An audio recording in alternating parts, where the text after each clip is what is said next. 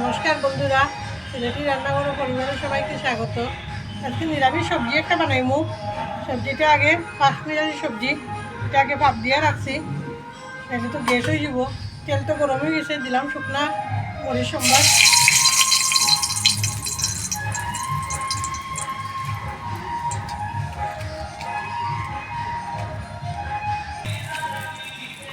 পাঁচফোড়ন, আদা,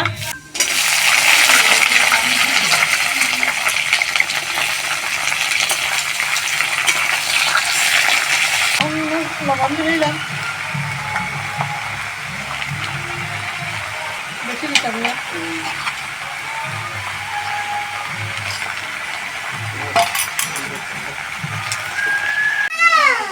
বন্ধুরা, আমার সবজিটা তো হয়ে গেছে। এখন আমি একটু ছিঁড়ে দিলাম।